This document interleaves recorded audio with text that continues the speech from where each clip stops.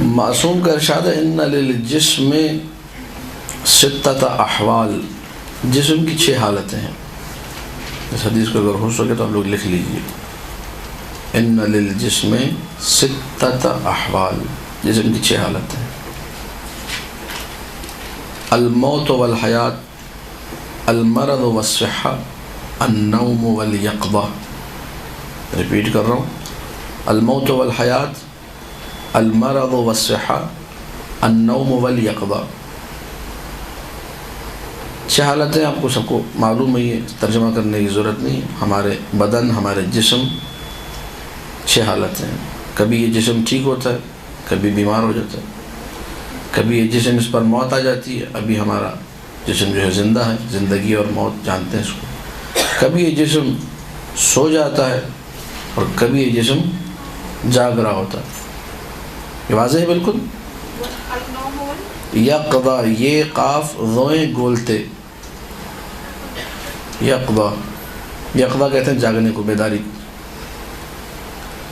اس کے بعد مولا فرماتے ہیں وَكَذَا لِلرُّوحِ، اسی طریقے سے روح کی بھی 6 حالتیں ہیں۔ اس طرح جسم کی 6 حالتیں، موت ہے، حیات ہے، مرض ہے، صحت ہے، نوم ہے، یقظہ ہے، سونا اور جاگنا۔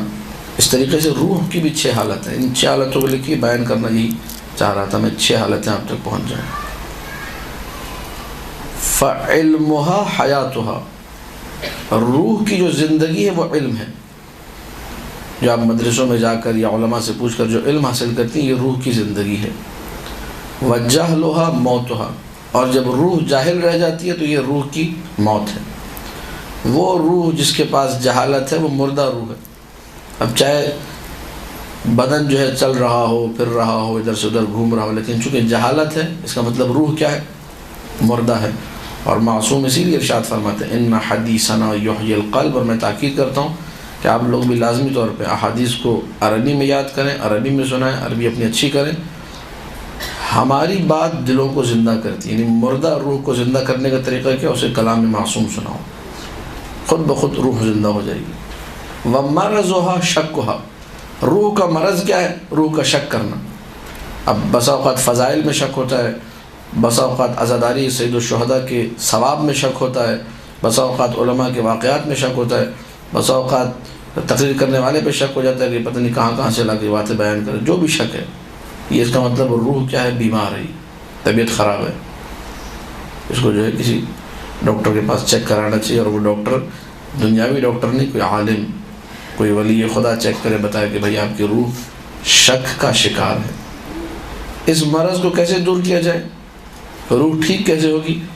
کہا وَيَقِينُهَا صِحَّتُهَا، روح کا یقین جو ہے وہ اس کی صحت ہے۔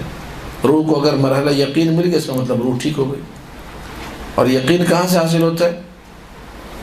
احتیاج طبرسی کی روایت ہے، امیر المؤمنین علی بن ابی طالب سلام اللہ علیہ فرماتے ہیں اللہم صلی علی محمد و آل محمد۔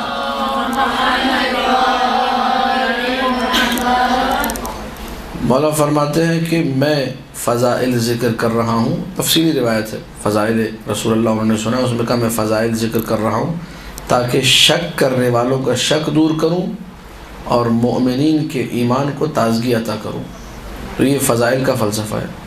مجالس میں فضائل اہل بیت، فضائل آل محمد، خاص کر کے فضائل امیر المومنین لازمی طور پر سنائے جائیں۔ اس سے کیا ہوگا؟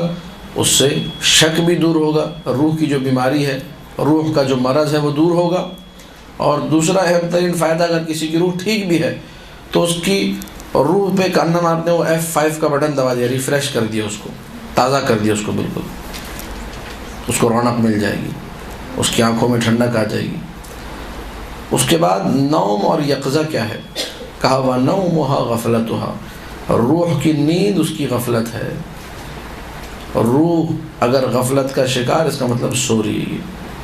اور ہم میں سے اکثر کی ارواح ماشاءاللہ ایسے لمبی تان کی سوتی ہیں، کئی سال سوتی رہتی ہیں، لیکن اصحاب کہف سے زیادہ ان کی لمبی نیند ہے۔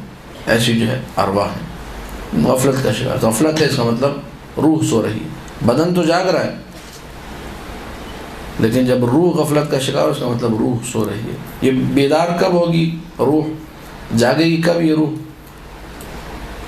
وَحِفْظُهَا يَقْظَتُهَا، جب اس کو یاد آ جائے گا کچھ، جب اس غفلت سے نکل جائے گی یہ روح، تو اس کا مطلب روح بیدار ہو گئی ہے. برحمتك يا أرحم الراحمين وصلى الله على محمد وآله